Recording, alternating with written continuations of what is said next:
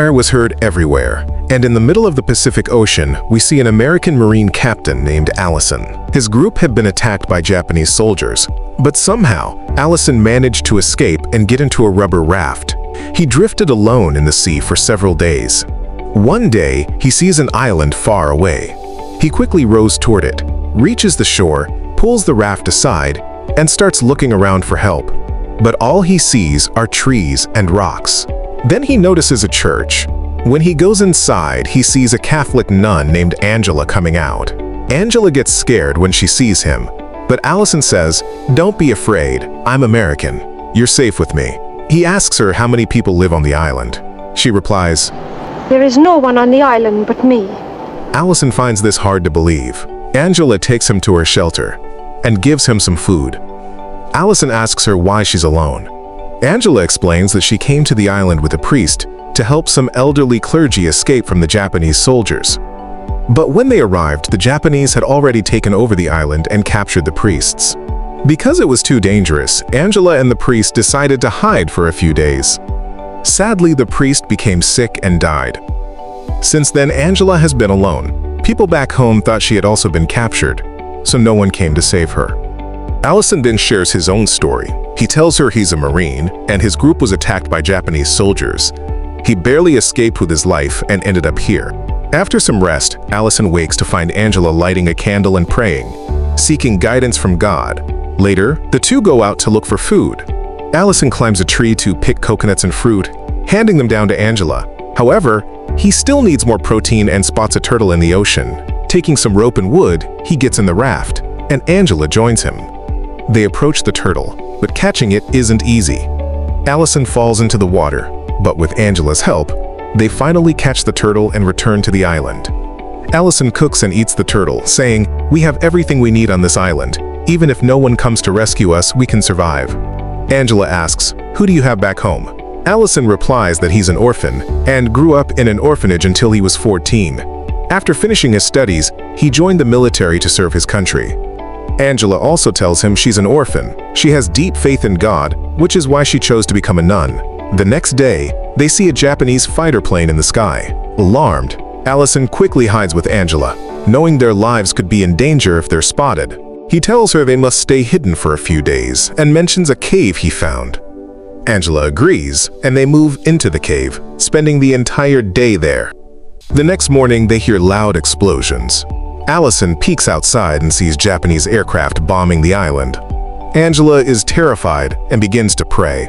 Allison comforts and calms her. Once the bombing ends, they come out and see total destruction. Their shelter and the church have been completely destroyed. Soon after, a unit of Japanese soldiers arrives to set up a weather station. They destroy Allison's raft too. Seeing them, Allison and Angela are forced to hide in the cave again. Soldiers are all around, and Allison becomes extra cautious. He asks Angela to hide deeper while he stands guard with a knife. Fortunately, the soldiers don't enter the cave and eventually leave. Angela then suggests surrendering to the Japanese, hoping they won't harm a nun, and that it might give Allison a chance to escape. But Allison refuses, saying it's too risky. They could still harm her. They decide to continue hiding. That evening, Allison sneaks out to fish while avoiding the soldiers. When some Japanese troops spot him, he pretends to be dead. Fooled, they leave. He catches a fish and returns to the cave, where he and Angela eat. However, Angela had stopped eating meat after becoming a nun. Still, with no other food, she eats the fish, but later vomits. As her body can't digest it, she goes to sleep hungry. Later, Allison sneaks out to observe the Japanese camps. He darkens his face to avoid detection and sneaks into a camp to steal food, but a soldier arrives, forcing him to hide all night in a dangerous situation. In the morning, as the soldiers train outside, Allison quietly sneaks out with a bag of supplies. Angela wakes up to find him gone and panics, thinking he's dead. She cries, but Allison returns safely, and Angela is relieved. He explains where he went, but she scolds him for leaving without telling her. Allison promises not to do it again. The next day, Allison gifts Angela a flower and a comb, making her happy. He asks if she's ever thought about living a normal life instead of becoming a nun. Angela explains she hasn't yet taken her final vows. and the church allows 5 years before making a permanent decision. Suddenly, they hear voices and realize the Japanese soldiers are leaving the island. They feel overjoyed. With leftover supplies from the camp, food is no longer an issue. Allison tells Angela that he has been lonely all his life and has endured many hardships. But now, he wants to be happy with her and asks her to marry him. After the war, Angela is shocked and says she has devoted herself to God. She cannot betray that commitment. Allison is heartbroken but apologizes if he hurt her feelings.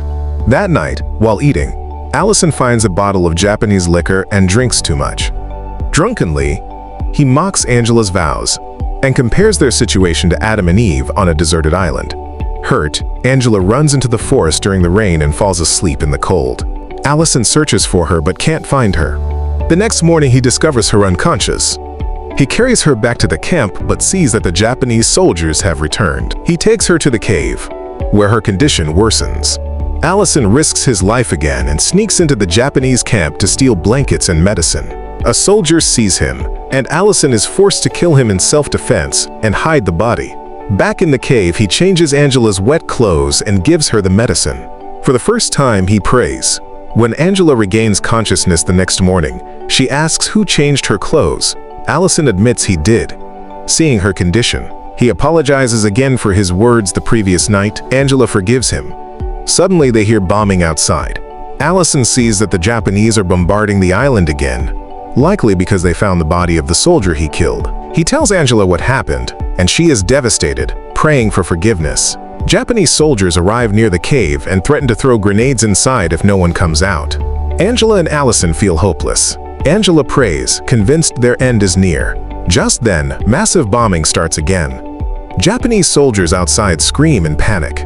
Allison realizes the American Navy has begun bombing the island.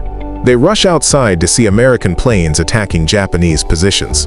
They are very happy, but Allison knows it won't be easy for the Navy to land, because the Japanese hid 4 big guns on the island. He tells Angela that God would want him to help the American soldiers. Angela says he has her blessing. Allison runs through the battlefield and destroys the guns one by one, even though he gets hurt. He saves many American lives. The Navy stops bombing and lands safely on the island. Angela comes out and takes care of Allison's wounds. Allison tells her, "It's time for us to say goodbye. We may never see each other again." Angela says, "Even if I don't spend my life with you, you will always be in my heart." The Navy raises their flag. When the captain sees Allison alive, he is shocked. They thought he was dead. Allison is put on a stretcher, and Angela walks behind him. Allison never forced Angela to love him or leave her faith, and Angela always respected him. This movie shows us that true love isn't always about being together. Even if 2 people are apart, their hearts can still be connected, and that's how the movie ends. Friends, if you were in Allison's place, would you risk your life for your country? Tell us in the comments. Thanks for watching. Please like, share, and subscribe. See you in the next video.